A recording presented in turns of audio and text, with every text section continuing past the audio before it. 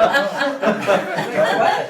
I- I was waiting for you to start it. Oh, sorry, I thought it was Ron for some reason. No. Okay, so we'll call the meeting to order at 9:07.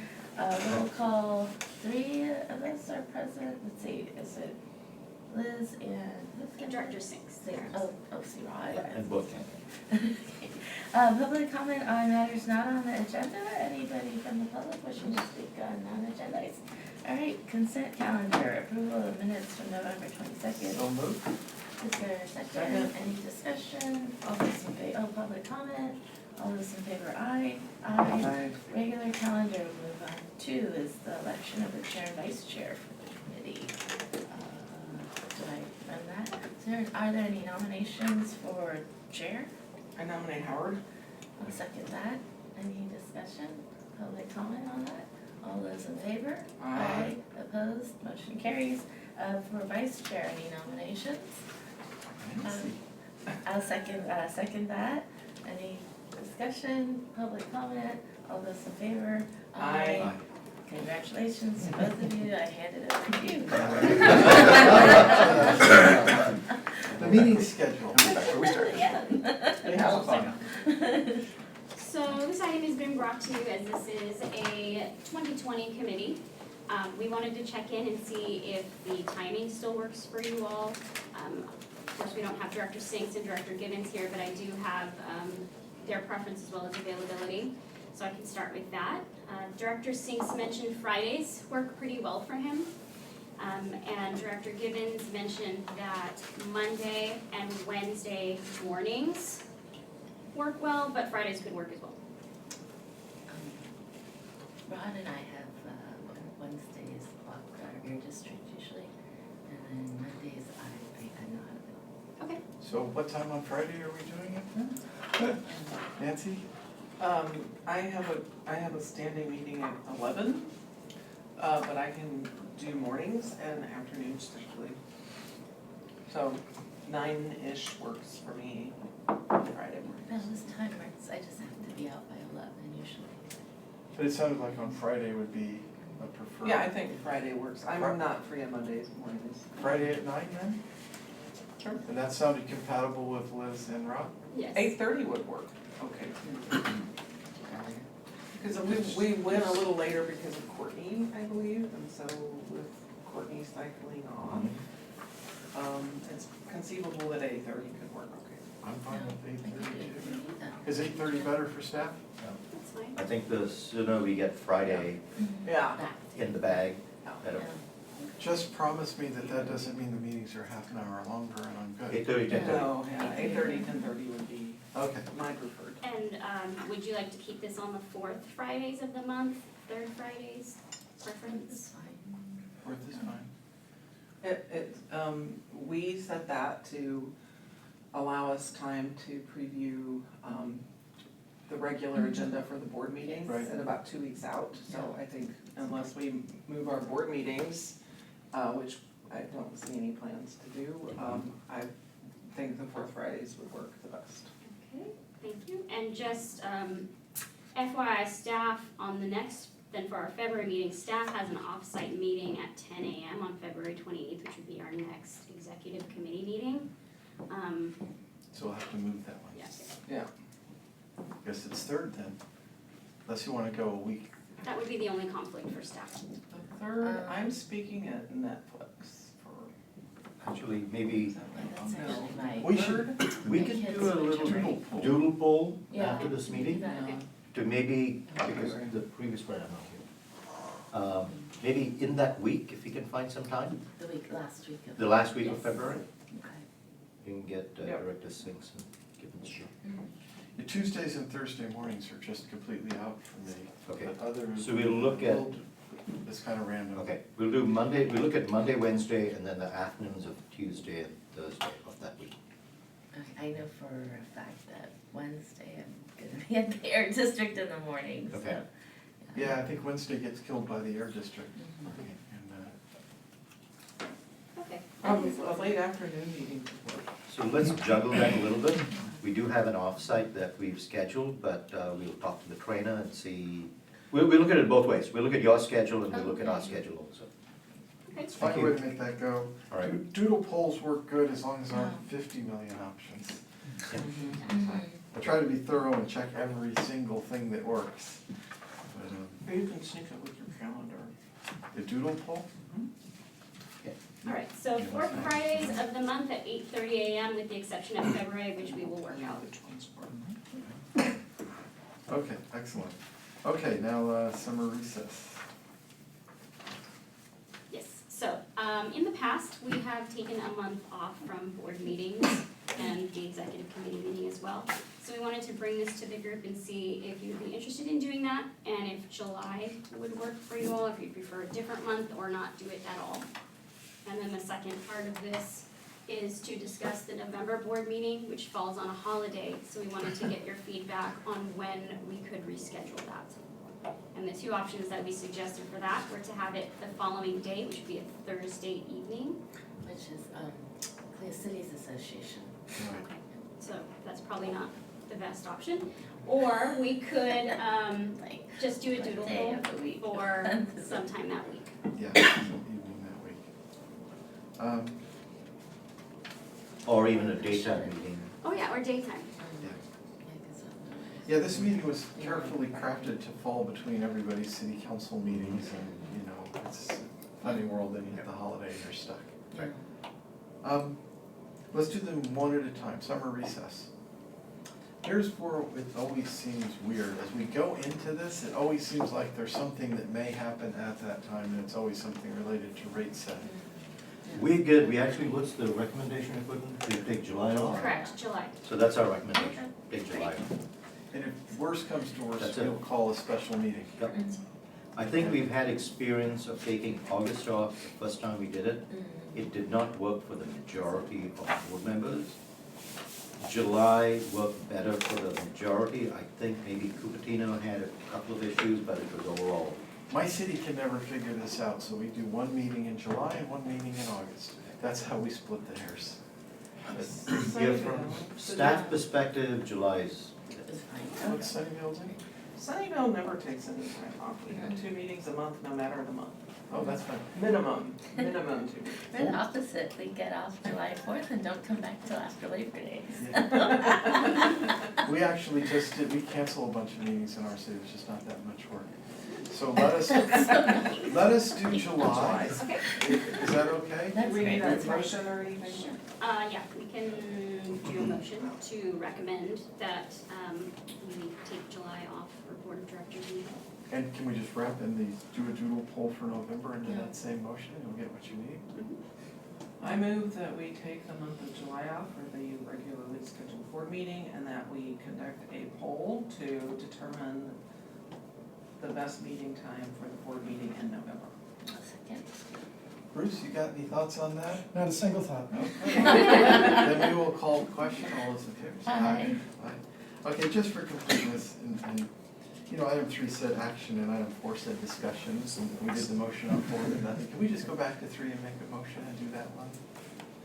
Oh, Yeah, I move that we target, that we hold our regularly scheduled executive committee meetings where possible at 8:30 a.m. on the 4th Fridays of each month. a second. Okay. Bruce, any member of the public wish to speak? Seeing none, all those in favor, please say aye. Aye. Okay, that passes unanimously. I now feel better that I fulfilled the action item versus discussion. CEO update, always the best part. well, thank you very much for setting me up for that. So, I have several things, so I'm gonna go through it, given our timing. Several of these will come back to you as follow-up items. So, our work plan for 2020. So here I wanted to just give you a sense of what you and we do in terms of strategic planning and work plan. So you adopted the strategic plan in June 2019. And then through the work you've done with me directly, you set my priorities, which are like a subset of the strategic plan. We talk about that again in terms of the budget, and we time it so that you do the strategic plan first and then the budget next. So this year, for the first time, we went off-site and all staff were involved in setting each of the departments' work plans. And then we looked at how each of the departments would have interdependencies between the groups. So we spent all day doing it, and we've got, everything's in a big spreadsheet with 200 rows in it. I'm not gonna share all those rows with you, but just to say that we're gonna be meeting monthly, just to go over some of the highlights on work plan. And then this year, we are going to update our strategic plan, again in the third quarter, and you'll set 2021 priorities, both with setting up the strategic plan, budget, and my evaluation. So this is essentially what you have set for me. I literally have taken my goals and put it here. I've taken out one sentence of one thing, which was the 360-degree review, which I think it's too detailed, and also in talking to our consultant, I think the cost of doing that is going to be quite a bit, and I think we'll effectively get very good feedback even without that. But anyway, Is this big your- picture, sorry. I'm sorry, is this your third year or on being with that? I'm going into my third year. Yeah, okay. Yeah, actually, yeah, I'll finish my second year February 18th. Okay, yeah. Yeah. And the 360 probably like in 5 years. That's, yeah, so that's the other thing, yeah.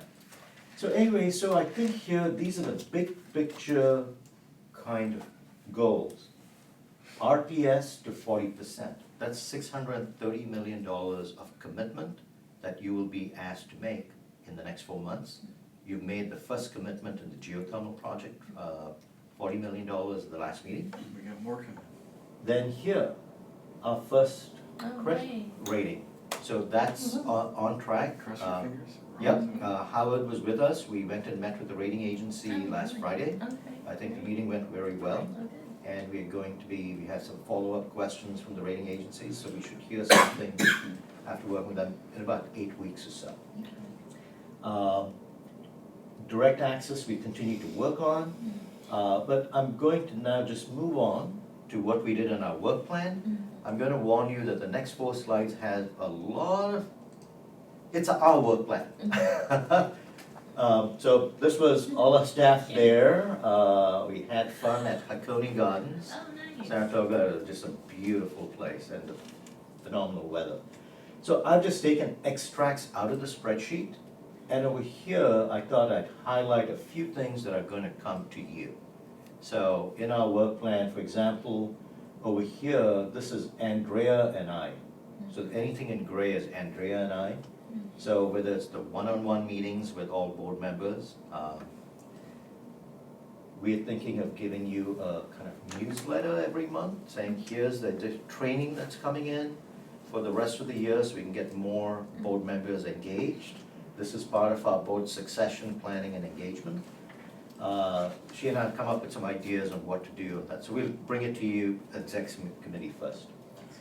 IRP is a big deal. You're gonna see that, we're working on it. You're gonna be asked to approve something in Q2. And yeah, so this I talked $630 million. So this is where Howard and I have been having conversations also about framing. How do we frame clean energy? That's very different than what we were thinking the day we started. Mid-year budget, you're gonna see that coming in Q1. 2020 legislative session, you've already been involved. Rates, we'll finalize our rates later in Q1. We're going to develop in Q2 and Q3 5-minute slide overviews. So it's almost like this. We realized from last year doing 1 6-hour board orientation is not as effective as having mini kind of subject matter oriented that we can provide you right through the year. So we're working on that. And then I highlighted here PZDCFC, which is priority zone, direct current fast charger, DC fast charger program. This is a big deal. This is Amy's deal and Dawn's deal. We're gonna have Nice. dozens and dozens and dozens of DC fast chargers in our area. And this is from the Cali VIP program.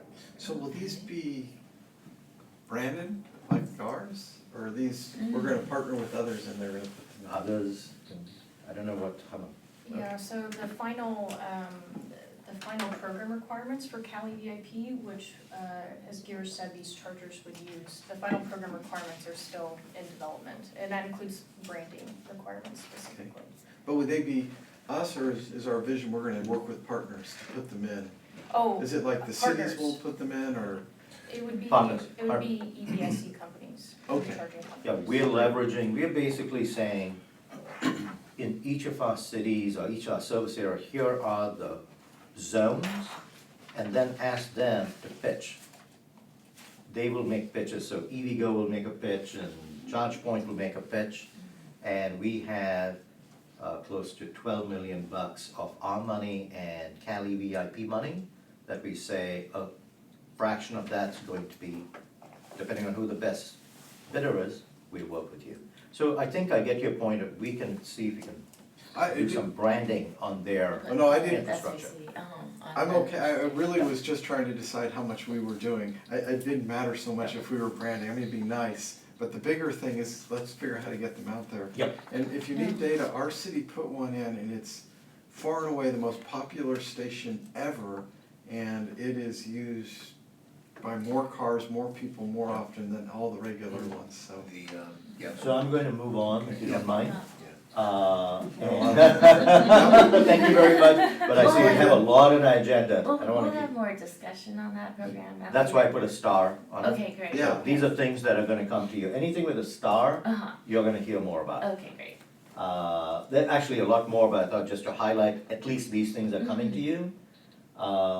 You'll see the budget in Q3, you'll have an updated strategic plan in Q3. Western, we're gonna look at a long-term hydro contract with the federal government, a tiny fraction, similar to our EV infrastructure plan. Amy's and Don working on this, Amy's group is leading this, building decarb joint action plan. And then, board orientation, we're going to interview all of you who have been here for a while to see how did you come up that learning curve, so that we will capture that for the next group of electeds who serve on our board, so. Boy, I hope I remember. Yeah, Andrea and I are working on that, we're gonna get some of your feedback, but do it in a very structured way, so we Some can, standard. yeah, standard questions, we'll run the questions by you. And then the decarb roadmap, the big update, will be coming to you in Q4 of 2020. I have more things in my CEO report that I'm gonna, Let's Oh, just yeah, keep, yeah, keep if we going. can, let's just keep moving along.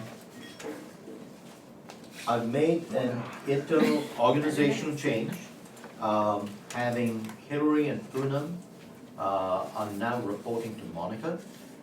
Padilla, there's so much going on between power supply and LNR that we're gonna do that. I'm also going to ask for a policy director position and utilize the rates manager position, which we had approved before.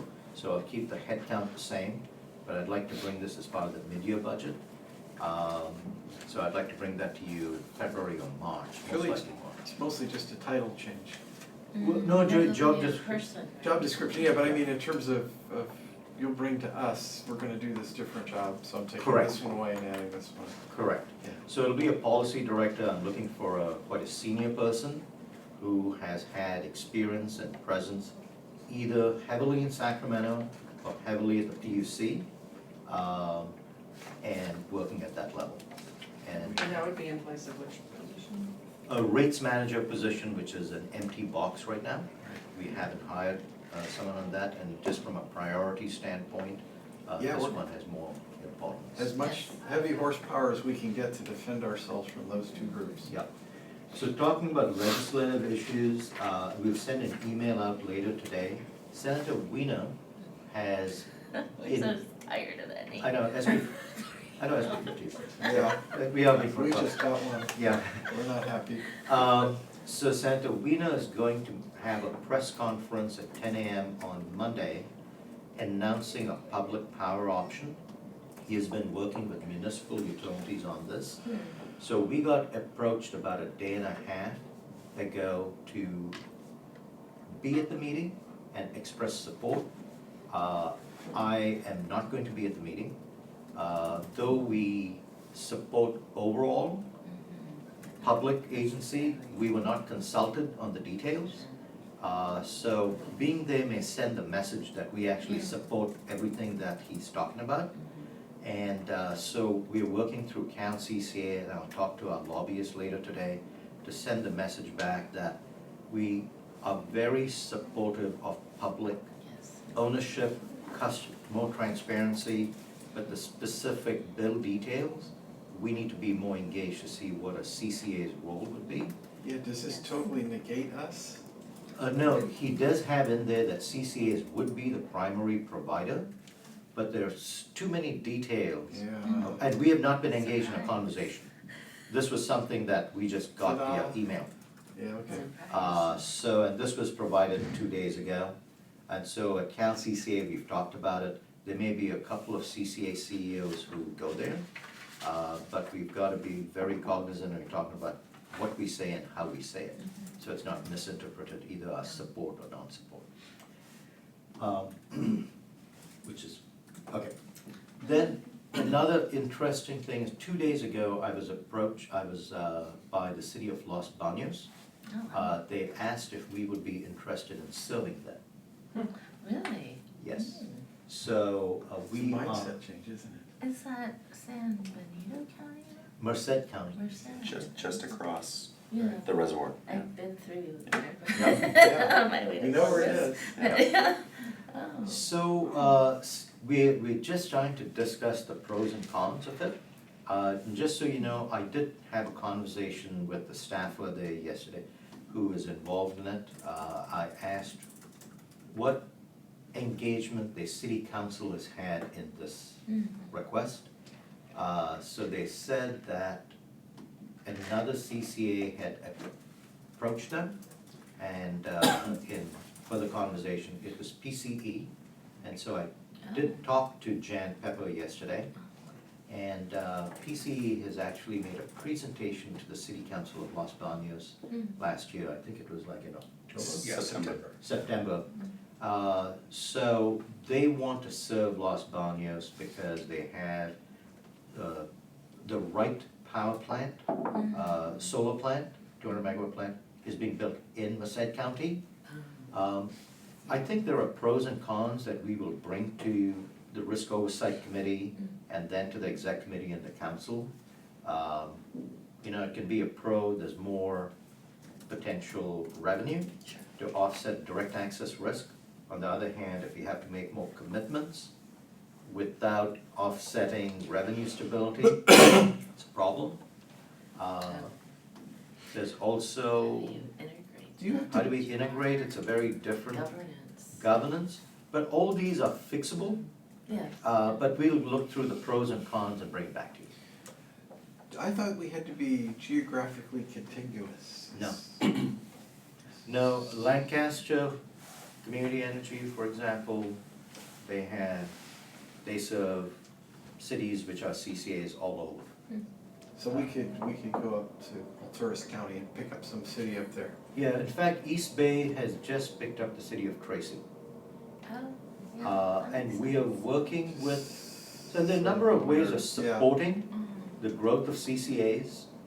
We are working with the Center for Climate Protection right now to see how we can have CCP and Lean Energy, and we could fund them so that they could provide some startup support to Central Valley cities who may be interested but may not have either the grassroots work done or the money to do the initial studies, which you did through the first 4 cities working at it, Joint and effort. folks like Don Bray being lassoed in and Bruce working on it. You know, they may not have that, so work on that.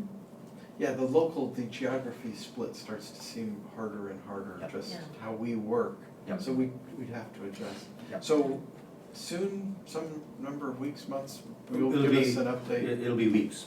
the next board meeting. We'll give you an update, so I'll update the board. I don't think we'll have enough to actually have a separate item, it'll be similar to this, but a little bit more, have some time. Maybe it'll be a pros and cons, but then we'll bring in the risk oversight committee too, because we'll have to look at things like load shapes and, What are margins. what are the decision points for the board in this? It Yes would- or no? Oh, it's, so I'll give you a big picture and timing. At some point, we have to say, yeah, we want you to go forward and. Yeah. I think it's a combination of getting feedback from you, so that then I can go and talk to Los Banos too. So that, I told them I'm gonna update the exec committee today, just so you're aware of it.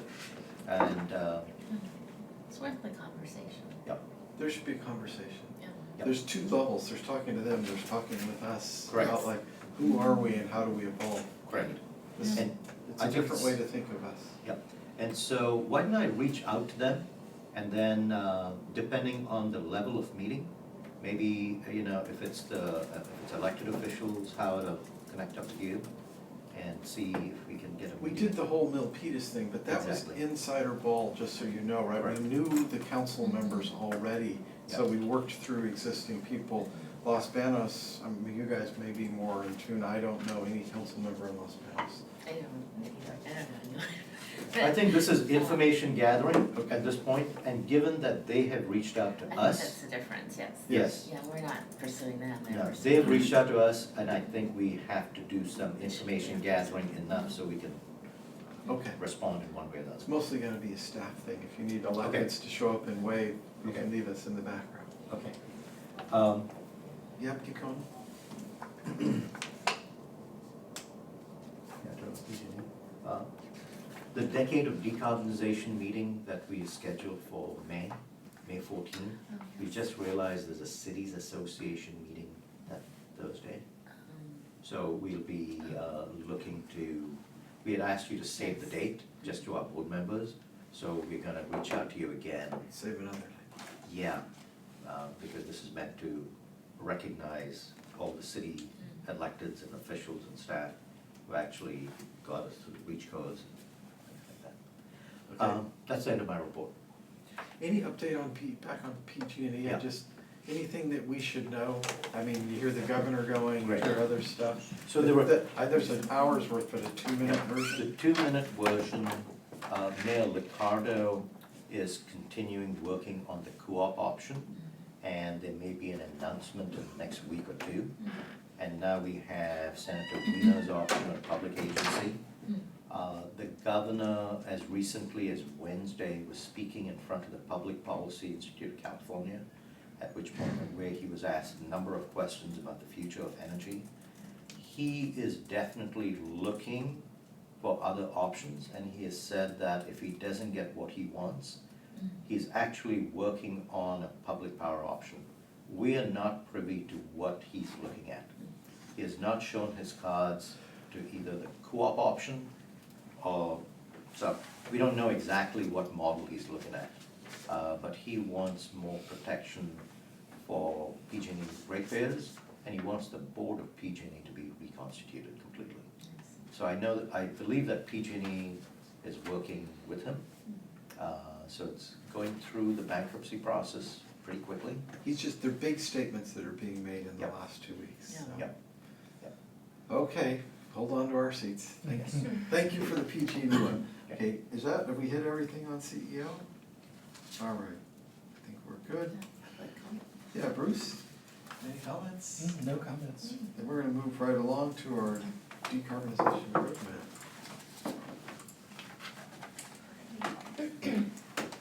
Should I wait for Dr. Smith or go ahead?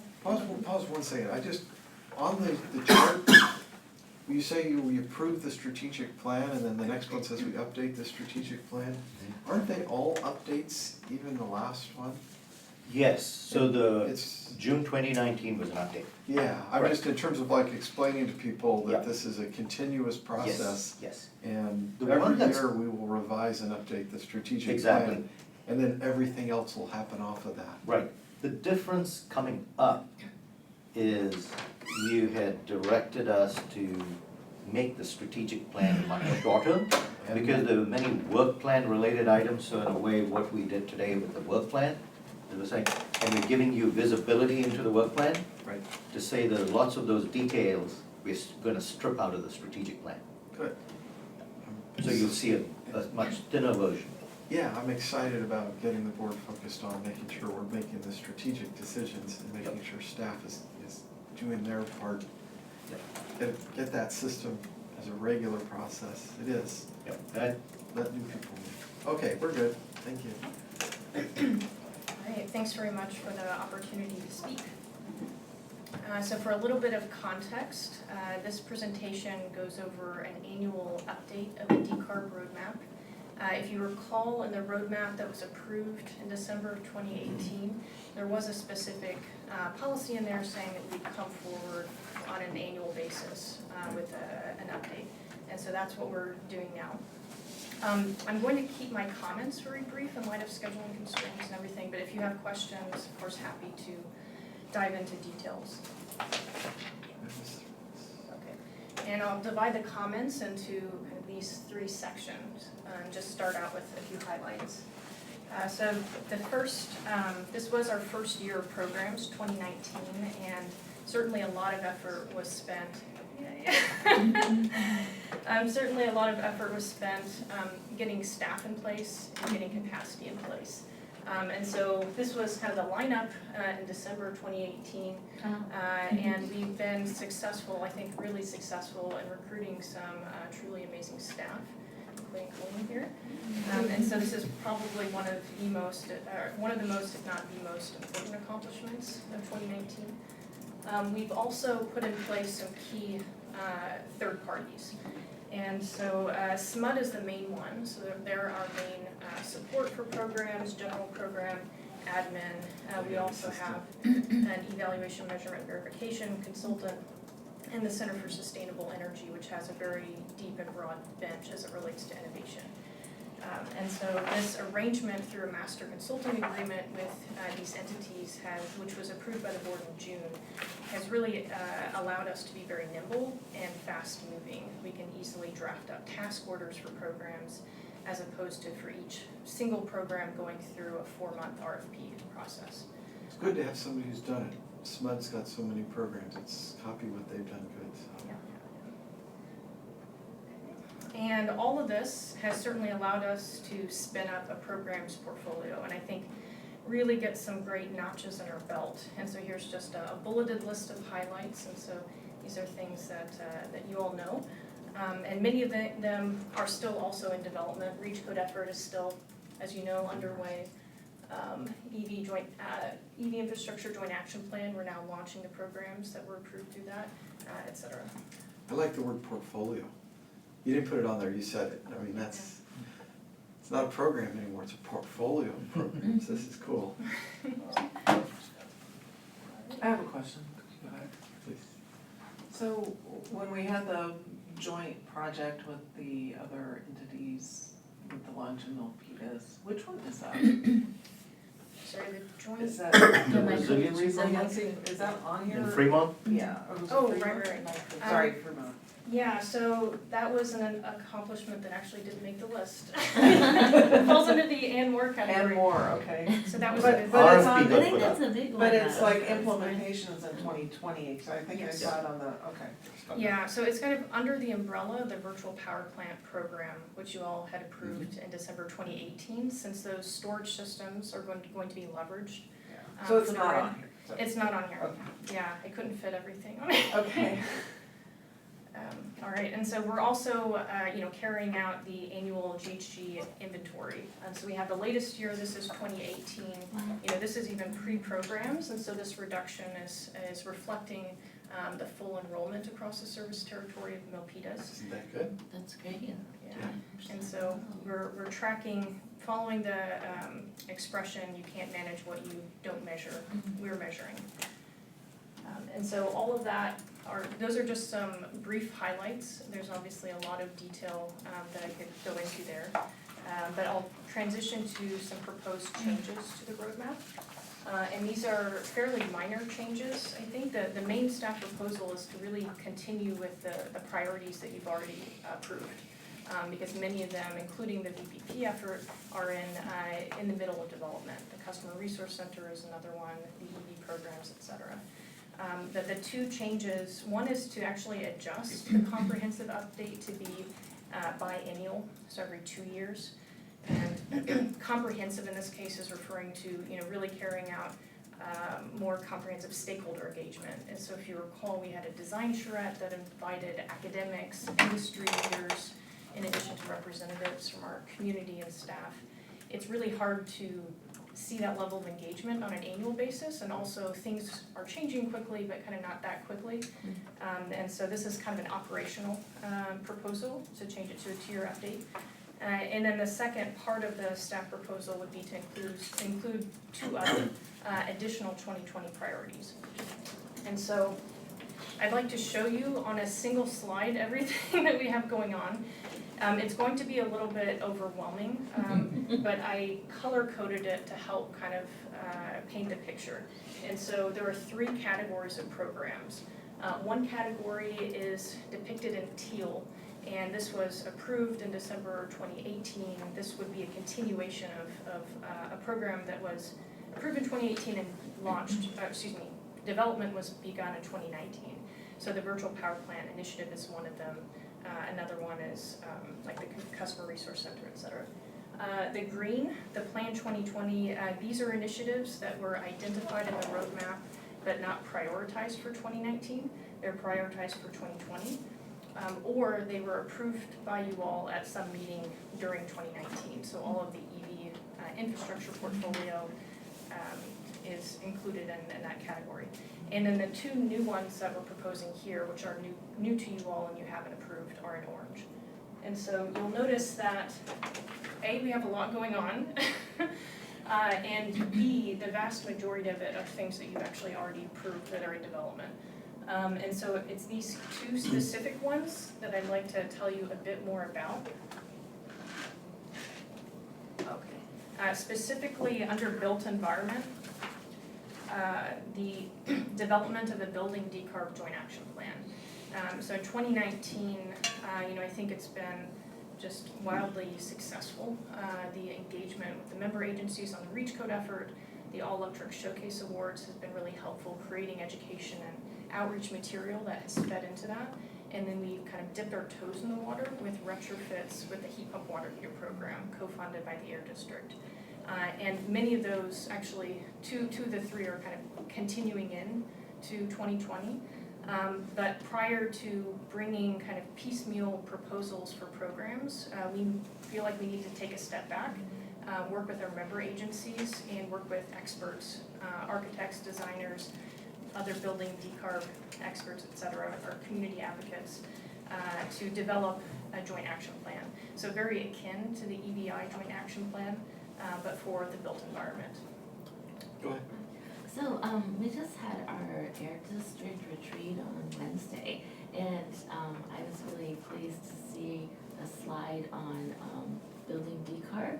And interestingly, their thought or their perspective is they need to figure out how to fit into that process. So Rod is now the chair.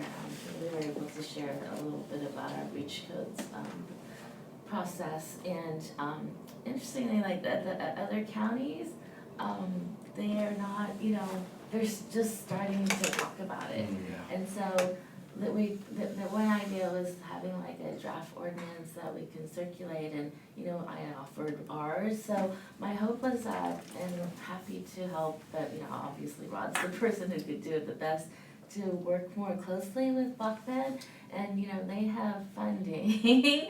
I talked about the heat water pumps and how we just need more funding because we have the interest. And their focus has been low income communities, which is important, but I think just overall, we just need more resources, so that was communicated. So my ask would be, and I'm happy to help if we can work with them and any other agencies like that more closely. Of course, we met with Rod right after our movies thing. Yeah. we ran into Rod and the Bachman executive Oh, in the really? same restaurant. Oh, And that was, really? yes, there's going to be a lot of connection, I think, Yeah. this Oh, year so you in met that with space. Appreciate your comments on that. Rod set up a meeting with the Yes. executive director too, and the Uh-huh. legislative director. That's great. And we've connected them with CCA and seen if we can get some additional leverage in the Mhm. governor's budget. Yes. But I do think at the program level too, Amy has some contacts there, but we'll follow up on it. This is gonna be a big year with him, I think, I with hope Rod's so, role, yes. Rod's role Mhm. here, And Cindy and your is role. our, Cindy Yeah. Chavez is a vice chair now, so it's Santa Clara County's. Yeah, year. we're, You own it. yeah, no, Uh-huh. this is the year Yeah, to make, capitalize. establish permanent connections, because there's gonna be leverage forever. All right, okay, ready? Gotta keep this moving? Okay. So that's one. The second additional priority that's proposed for 2020 is specifically resilience at community facilities. As Director Smith had noted, we had the RFP from last November to help support behind-the-meter storage across the community. That's largely a broad-based program, or intended to be a broad-based program. For city facilities, they're often specific, critical infrastructure, it's a nonprofit government agency, so the financing models are different. So they're unique enough, and obviously since we're a joint powers authority, it makes enough sense to actually work very closely with our member agencies to look at resilience specifically in community facilities. And so this particular program proposal is being scoped now, and we would bring kind of a fuller program brief to you all on this. Can you go back just one slide? This is maybe a comment, maybe Krish can process this. So there's all of these things on here, I'm not sure every board member knows these. Is there an appendix that has a definition for each one so that prior to the meeting, we can reach out to all the board members and say, you understand all of these programs that have already been approved, and they're in the appendix, and the discussion at the meeting is going to be these two new ones. But she asked me, they're not even that new, both of them are extensions of things we've already asked you to do, and these are more refinements in the space. Just so we don't have everybody wondering, hey, what's going on with small and medium workplace charging, and that whole discussion, because we could spend hours on this. There's so Yeah, many good things here. I can certainly put together, it probably wouldn't be a one-pager, it'd probably be a little bit longer, No, but a that's what I mean. four-pager. But you put it as an appendix or an attachment that's not part of the presentation, and then in the go-arounds with everybody ahead of time, make sure that everybody's familiar with the existing ones, and that the focus will be more on you presenting the two new ones.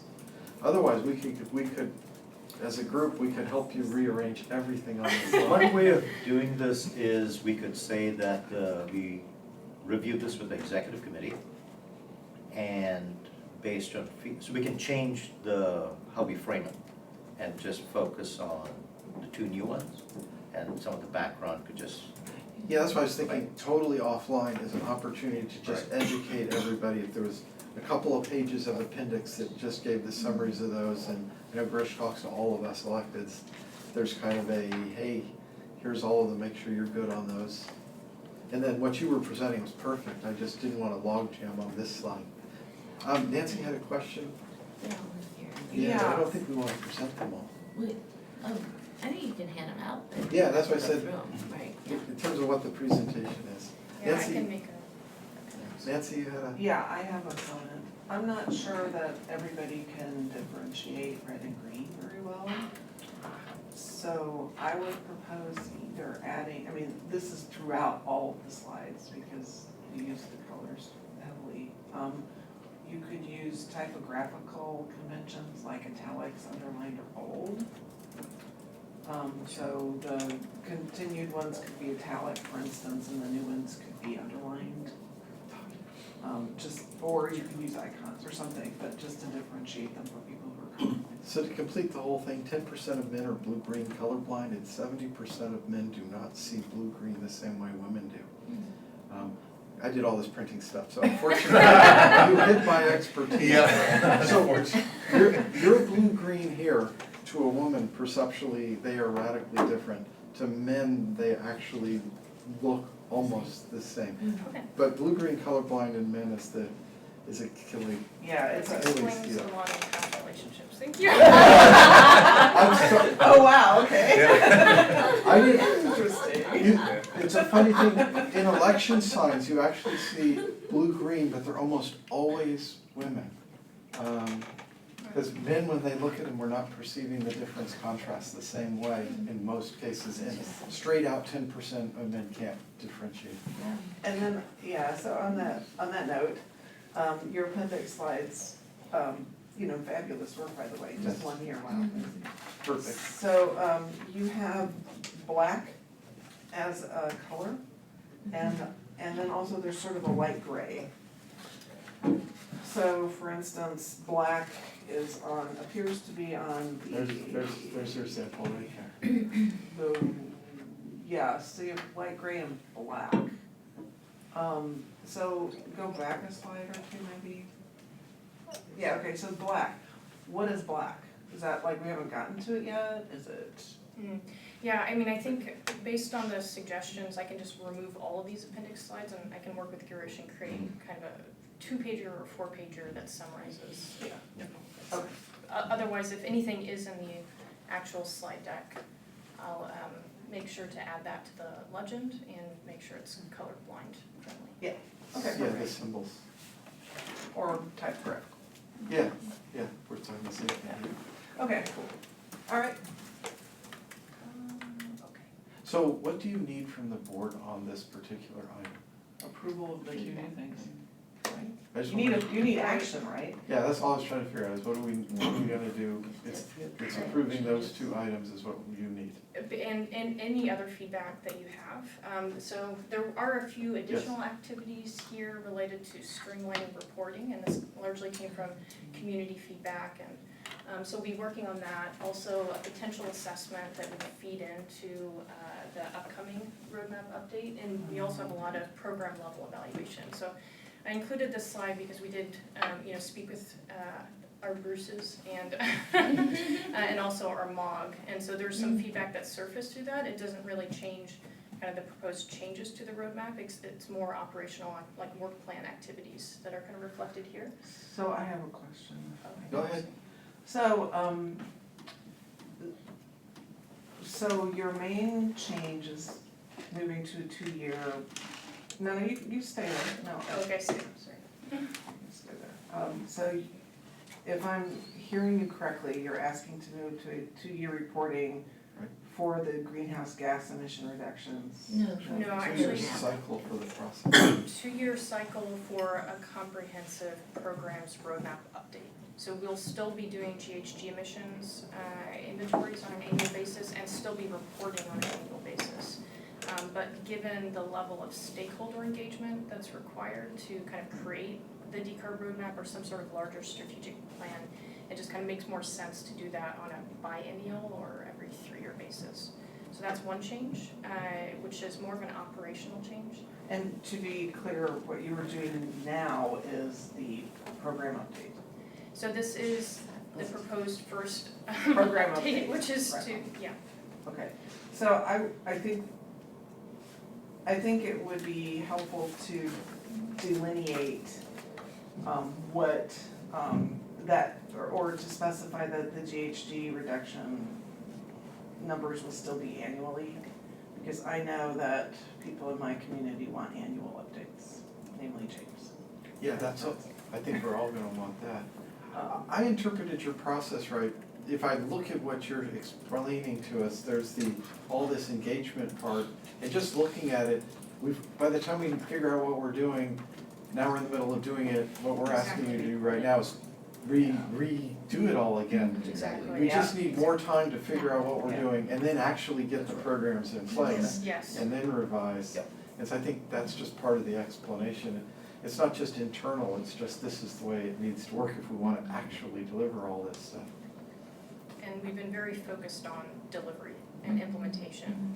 And yeah, if we were to revisit the entire program, we would have had to start 6 months ago, which was 6 months after you had approved the first version. Yeah, we need to keep, the progress is great, we get the system. Well, it's probably like 2, 3 years. I mean, I wonder if 2 is even too short for some of the categories, so, yeah, I'm not even sure if we need to set a, specific time Well, for, if you already know that you wanna come back next year with it, then we just say that. If we don't know, then we go generic. but we do 2 years from now on, right? Because this is the first year, so then we won't see this for 2 more years. Depends on what they need. What do you mean? The plan is to have another update the end of this year, Right. a more kind of substantive Okay, update. oh, the big where we- update. Oh. Yeah, and so then it would be roughly 2 years, but I mean, all of that is contingent upon, how things go, and if you wanted to trigger a comprehensive update, then we would just, you could trigger that and we could initiate it. There's two sides to this. We're excited about programs, and you're supposed to tell us if you do it this way, I can do the most programs the Yeah. most efficiently. And if that's, Yes. I think what you're saying, if that's 2 years or if that's 3 years, Mhm. what you need is what you I should just don't wanna ask. get bogged down in, the Debating updating 2 part, years, yeah, so versus just 3 do the years. programs, roll out as many as you can, and then when you're ready to update, let's update, is how I look at it. But So what would unless be, it's better for you to Yeah. have these deadlines, Yeah. so, Whatever makes it most Yeah. efficient. whatever works. now, hang on, wait.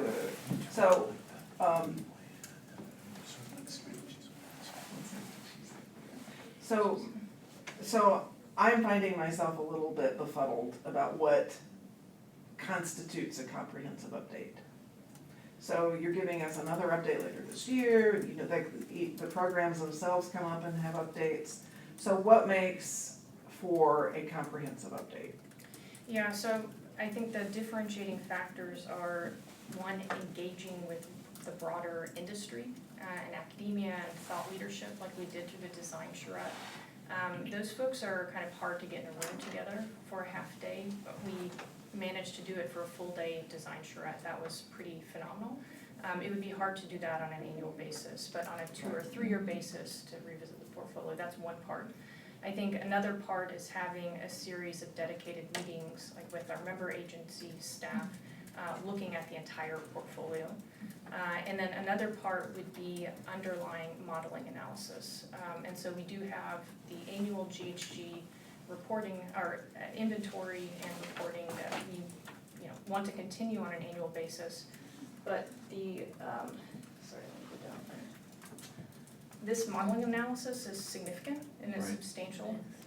We need to revisit it fairly regularly, but probably not on an annual basis because it's a lot of effort. But on a 2 year to 3 year basis is what would also constitute. So trying to synthesize what I'm hearing from the board, and I know I shouldn't ask a question I don't know the answer to. Okay. But let me just put you on the spot a little bit. What would be ideal? So I'm hearing two That's a things. good question. Good question. Yes, good question. Yeah, from your perspective, and I think I'm hearing another thing. One choice is, even if you say, I think 3 years is ideal, and I'm hearing from, say, Margaret, it could be, hey, the update could be done when you think it's necessary. As long as you're reporting out on emissions every year, Yes. I think they want to give us that flexibility to decide versus here's when you have to do an update.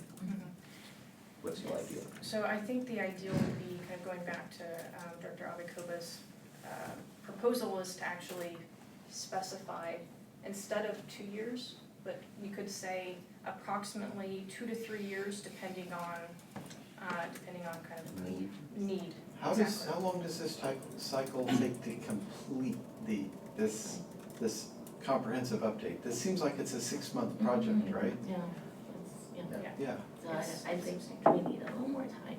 I So- agree. But I think, But 2 to 3 sounds. but I think we hit it on the nail, which is, you gotta tell us what makes you most efficient, because our number one goal is getting as many programs out there that can make a difference, and continuing to be responsive.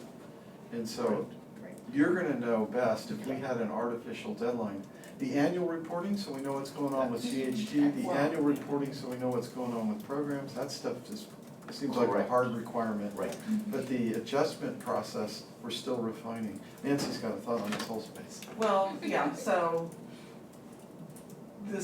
I'm liking the conversation so far. My question is that, toward the end of the cycle, the GHD reporting would be based on older models. So you, The are you, inventory would not be.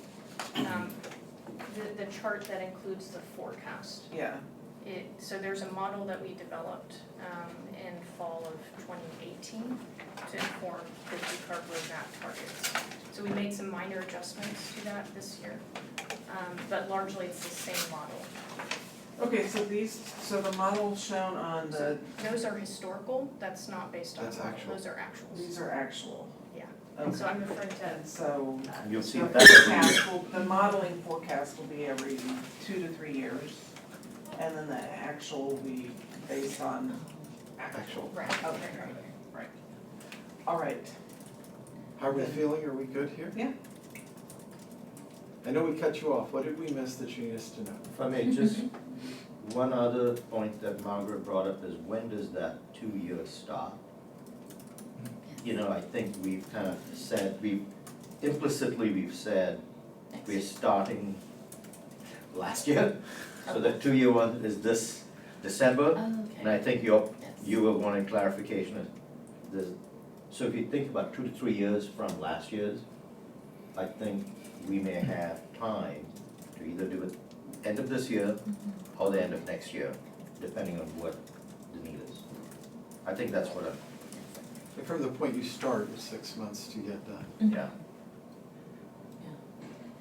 And just the only other note, the plan after integrating your feedback would be to bring this to the February board meeting. And there will also be some budget allocation, it's more allocation adjustments. You've already, approved the 2%, and so there's no new budget that we would be requesting, just some additional adjustments. For those 2 items. For those 2 items and some of, a couple of the 2020 priorities that are in the blue-green category as well. Any other I need questions? to change the color. Okay, Manuel, Bruce, what do you got? I want to suggest that you, at least for a short moment, imagine this as a battle plan, because I really think that the decarbonization effort is a battle, and there are enemies and there are allies. And so in November, we'll have a national election, to figure out whether our biggest enemy is out of office or not. And the battle plan has to reflect what happens there. There's the PG&E bankruptcy that happens sooner than that. There's legislation that could be pro or con coming up. And so rather than framing this as an annual cycle, I think it should be partially an event-driven cycle. So when something happens that's relevant to the battle, the plans need to be reformulated. It's interesting because I think you did that in this subtle way. You guys are always so calm about it. But you added 2 items, both of which were very relevant, very timely, based on new information, in keeping with the big theme of what all the programs were. And there's this implicit expectation from us that that's what staff does. You figured out, we want to go over that hill in the battle, and you guys are figuring out all these details. And as we have to change strategy and change direction a little bit, they're coming back in these annual changes. I don't know how we express that in a comprehensive way, but I'm super happy with that approach. No. Nancy? Pause. well, Sunnyvale went with the playbook approach instead of the, The battle war, approach. but We like your playbook. That's the rich kids. we had. Don't pick us. Well, okay. To be fair, no, hang on. Got me big swallow.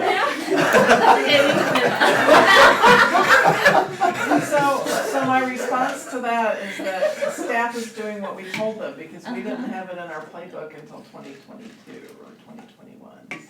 Right. We So- look forward to all cities. That's like what you said. And we did, we actually did, we had it on. Anyway. We are super happy with the programs. We're actually Yes. super happy with the level of responsiveness. I kind of panic when I see the whole list, but everybody's doing The this. virtual power plant didn't get included on the accomplishments, I'm like, She'll probably find a smaller font now. Yeah. But again, again, there's this, again, I just try to express it, there's nobody on the board that's not happy with what's going on. There are a million questions that the board could have, and my only personal request, now that they made me the chair, is to find a way to answer all those questions off the dais to the extent that we can. And then, I think our feedback, I'll see if Nancy's in this, right?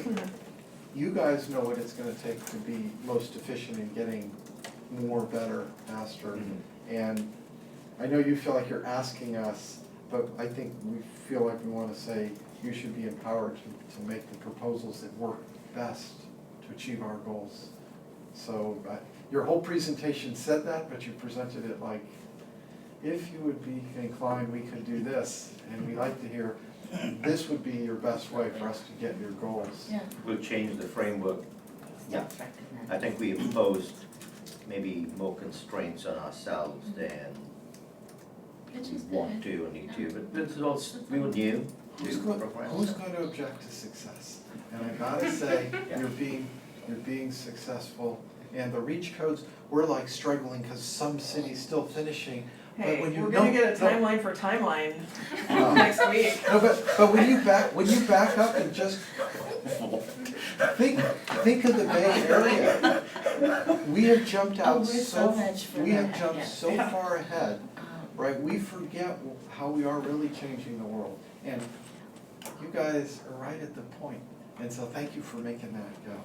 Anybody have any concluding comments? Then I would just say the accomplishments are so, plentiful that it's hard to fit them all into a concise report, so. especially virtual PowerPoint. Okay. On that The note, point being the accomplishments are vast, okay, we'll just Yeah. leave it at that. you've done a great job. Good job. All right. Absolutely great. Civic engagement? Bruce, please slide forward. Yes. So we have a very interesting, Did you just engage Bruce? I did, Bruce is Actually, moving he's to, on staff now, isn't he? he has been instrumental in helping us frame this idea that we would like to share with you. In an endeavor to move through this pretty quickly in the spirit of how we're operating this morning. And your 20-minute timeline. All hard questions are going to be referred to the gentleman on my left, who, again, played a big role in helping us frame this. Discussion items. So, the Could be a lot. the concept that we're teeing up here is putting together a pilot civic engagement training program. This is something that we would help form and establish, and then over the course of a year, figure out maybe where it lives longer term. But to get the idea up and running, we've got a pitch here for you. So the civic engagement training program will be focused on high school students and would help those students learn how to become effective local change makers, how to engage in local civic policy development efforts. It would teach them about what it takes to be effective, and then it would give them the opportunity to practice. So really engage in a process around topics that are of particular interest to them. Our focus would be broadly sustainability in the environment. That would really be the context for this. But within that, the students would be free to choose their topics. We would put together this program, we would operate it for a school year, and then we would assess the results and determine a longer-term strategy. So we took 3 months between October and December. We retained Bruce to help us on this. He did a lot of interviewing and fact-finding. These were some of the key takeaways from that process. Students are very interested in engaging, but they're concerned about their voices not being heard, that the issues that need to be tackled and that are front and center for their generation are big and scary. And how do they engage? How can they be taken seriously in this conversation? The CETP program would complement existing initiatives that are out there, some of which are listed up at the top. Our program would really be complementary in that it would be educational in nature versus necessarily an organization. Some of these other functions that are addressing an environment and sustainability issues are organizations, advocacy organizations that are really built around that purpose. We are more about providing education and experience as distinct from being an organization. Probably the closest idea out there to this is this Project Citizen, and Bruce, if you want to comment on that, how it's similar and different maybe than what we're considering. So Project Citizen is a curriculum that was developed a couple of decades ago to help young people, not just high schoolers, but even younger students, learn more deeply how government and civic affairs work. And it's a classroom-based program with a training manual for the instructors as well as a book for the students. And so it's very, it's a real product. You can go, you can buy it, you can get people who are already trained to deliver it. And it's not widely used. And as far as I know, no Santa Clara County high school uses it, but there are other high schools throughout the state and country that do use it. But it's a great starting point, and how it's integrated into this proposed program is a TBD question. But it's nice to know it's out there, as well as these other programs on the first bullet. So, this is important. This is the strongman model for how this would work. Envisioning 3 levels of training. Level 1 is 2 hours of self-study. It could include online communications with an instructor. This is really very top-level information on how engagement can happen in local policy making.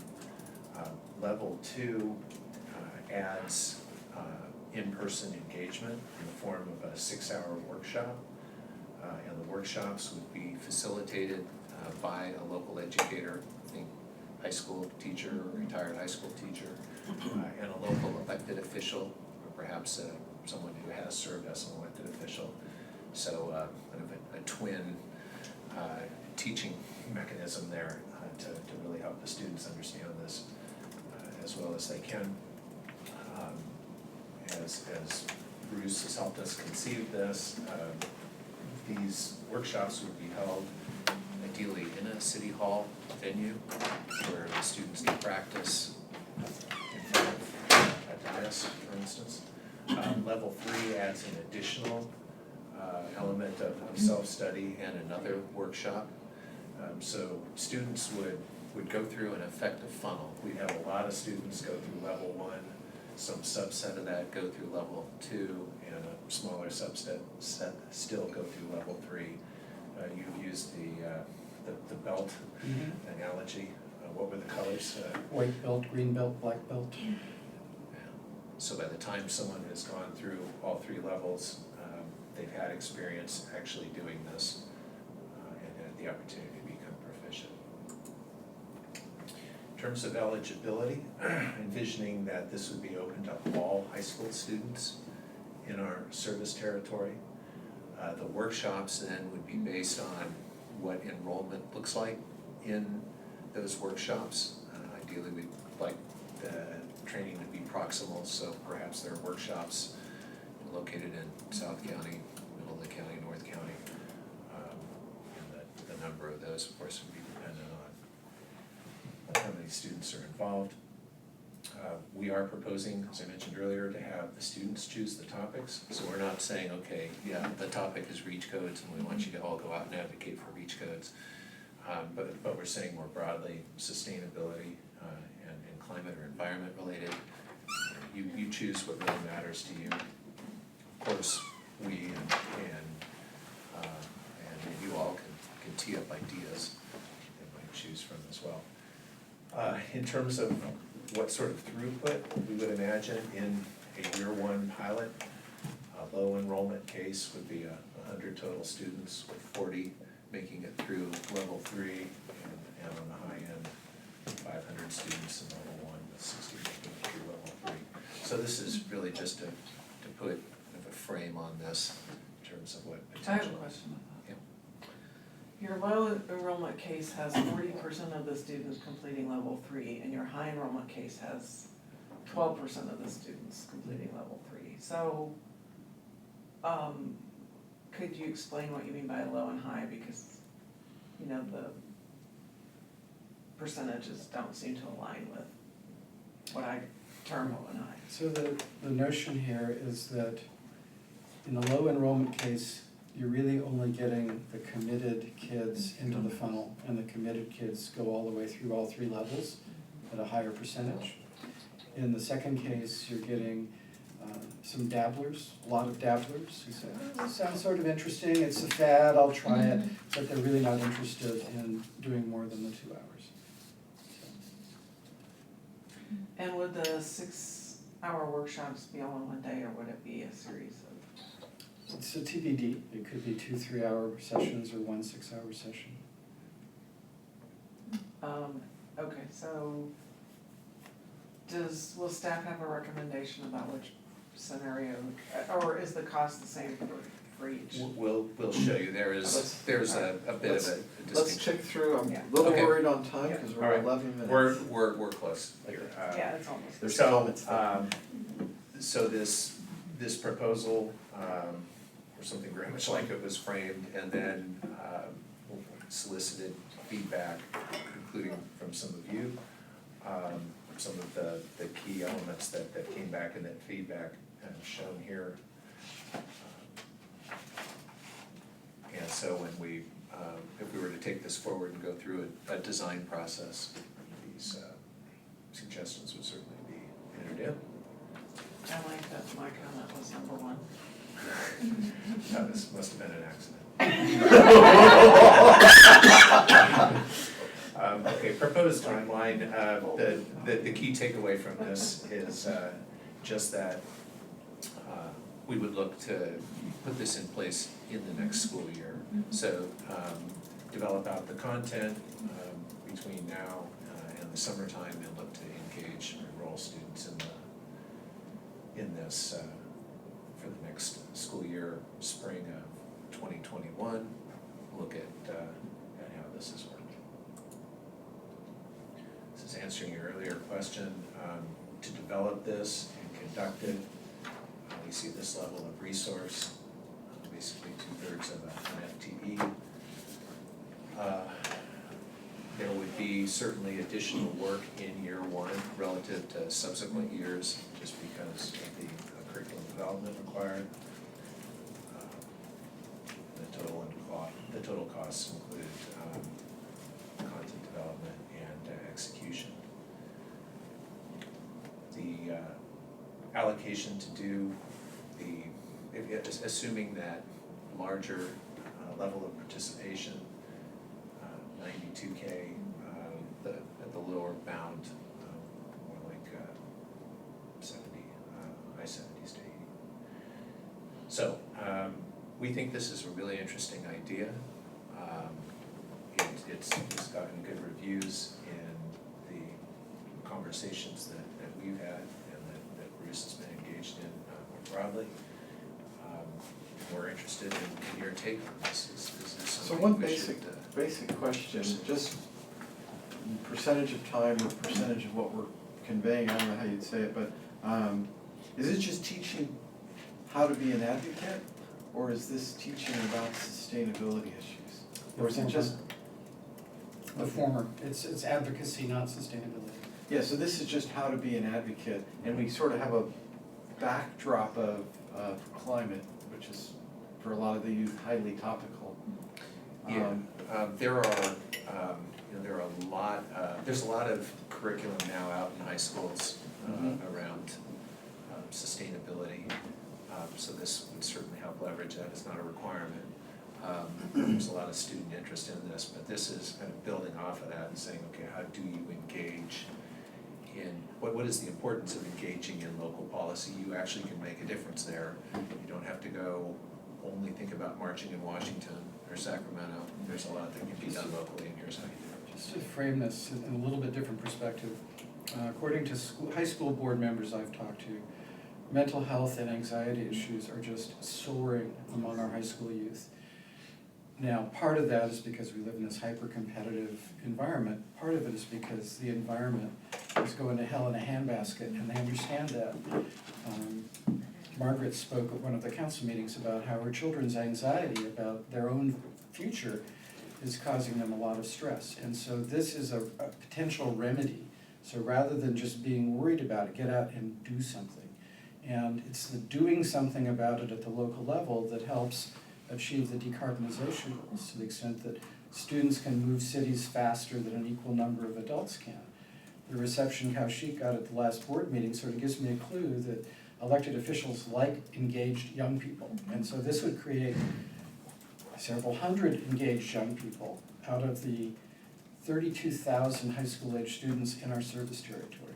So there's this huge potential that I'm only projecting to address 1% of. Let me add this, so just 2 points. Yeah, we're looking at effectiveness and engagement. We're getting to your point. Some outcomes could be actually training folks to, how do you set up a meeting with your local elected official? How do you actually approach a city council member and be effective? Because they're aware of some ways of engaging. Maybe it's a climate strike at City Hall. We're not involved in that. We don't want to do that. There's enough training for that. We're looking at other kinds of training, which is how do you address a city council?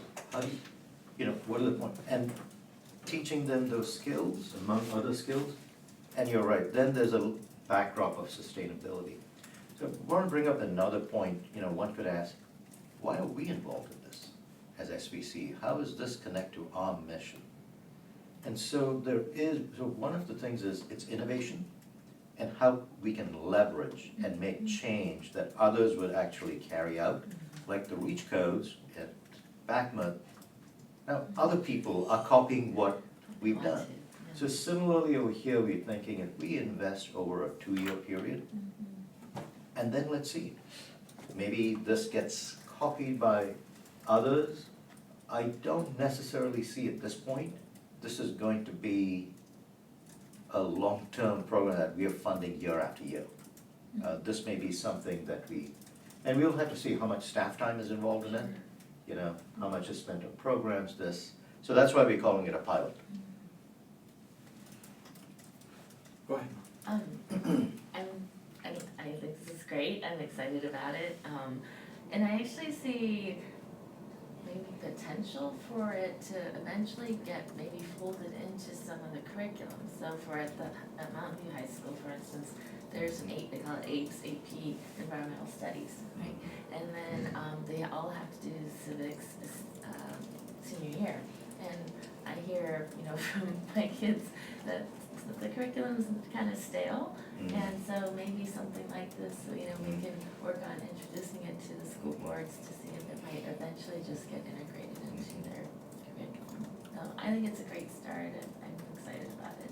I'd say just go for the 92,000, the difference is not that much, so, the numbers, 500 seems like, I think let's just go for the bigger numbers, and I understand how, the ones who are very dedicated, that'll whittle down, but I think more exposure is really the key here, so. I am very much behind this proposal. I think that SVCE is in a unique position in terms of representing all the different municipalities and the unincorporated county in our service area. My questions would be if you have people who are in the county but not, like, say from Santa Clara, would they be excluded? Would Palo Alto kids be excluded? Would San Jose kids be excluded? So my question is how much leeway is there in terms of defining the service area?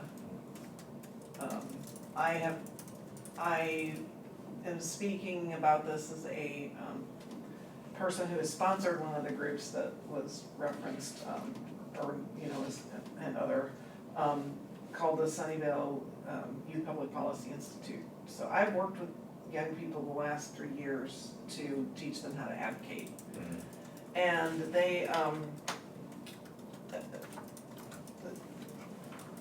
you get, I think, what you would call pockets of passion where some kids get really excited about it, but they're not necessarily in the jurisdiction you're ostensibly serving. Do you say no to those kids? I vote no. I mean, I think we should include any kids within the county personally. And then secondly, I am glad to see that the Thinking Fast and Slow curriculum got on here. The thing that I like about that is that the way the book is structured is it takes different fallacies, gives an example of, you read it, you know, you think through it, and then you fall into the fallacy because of the way your brain is wired. And so there are suggestions made about how to think differently about how to avoid the fallacies or to find the fallacies. And I think that skill is very much missing in young people and general, you know, not to mention the general public.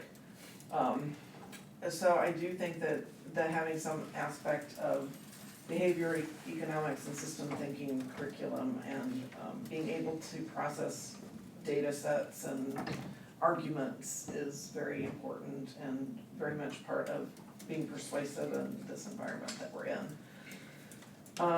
So those are my 2 feedbacks. I think the timeline's aggressive. Actually, to do an online curriculum. Yeah, I mean, this is to do an online curriculum, like 6 hours of online curriculum in a couple months seems kind of aggressive, but, you know, throw enough We make stuff money of happen. people at it and you can, you know, get Amy on it, I mean, geez. So let me differentiate online curriculum from self-paced or self-study. Okay. So, 100 years ago, self-study meant you read things. Right. And so to a great degree, it can still mean that. Nowadays, self-study often means you watch YouTube. And so, don't imagine that this is gonna be a single integrated online, you know, click module, if then else. Right. That's not what I had in mind. In fact, the basic of the white belt curriculum is simply to read Joe Simidian's 14 tips or 13 tips for how to influence 13. public officials. Yep. You know, I'd love to have Joe allow himself to be videotaped. He's a little bit, I've asked him, it's not there yet, but even if he wouldn't do that, the 14 tips would take 1 page, provide a lot of wisdom. Sorry, 13. The 14th tip is remember how many tips there are. Yeah. You know, if you haven't already heard it, go here, Joe, you know. Okay, so that's great. So that's where the local resources comes in and, you know, referral to other documents and that kind of thing, so.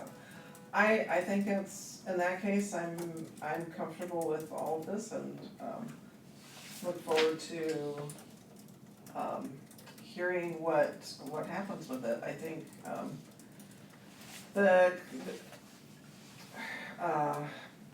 yeah, I think it's great.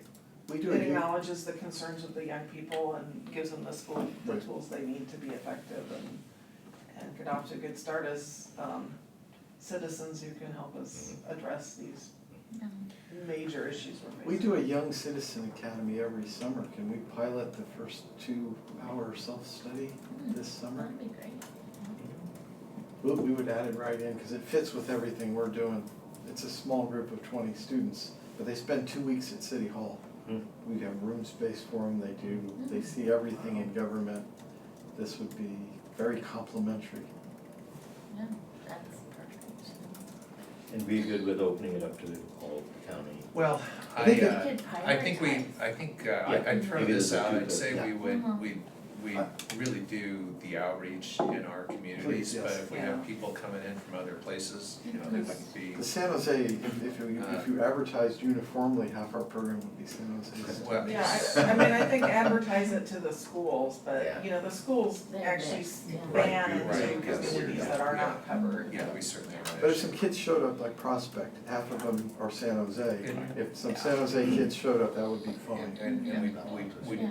yeah, we probably wouldn't envision a workshop in, you know, some distant part of San Jose, you know, from our service territory, but certainly around the edges.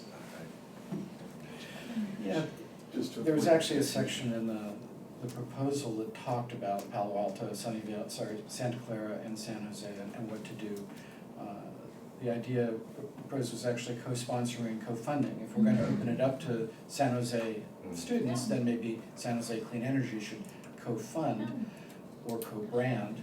And in terms of communicating or enhancing or encouraging people to participate, I actually suspect that teen social networking will be the primary way that the word gets out, because the media that old people are familiar with aren't the media they pay attention to. And I've been told that the Silicon Valley Youth Climate Strike group has an email list of over 3,000 teens already. So that would sort of fill up all 500 slots if everybody got Yeah, excited. yeah. So, sorry, just, I'm just worried about my time just a little bit. great. I think we're positive about this. Has anybody got any final closing comments? Then I think let's wrap this one up. And we move right along to, we're done with the meeting, right? Are there any stuff, committee remarks necessary? And let's call this meeting. A little bit over, but you're close to time. And Beat your schedule. Thank you very much. One. Appreciate it a lot. Really sure. I would also like to acknowledge Pauline, who played a very significant role in helping to put this together. I should have mentioned that at the I very was start. surprised that off-road mobile. And it'll was take you at able least to 3 months to cover learn through this. transportation. Only if you can. So I have, yeah, I have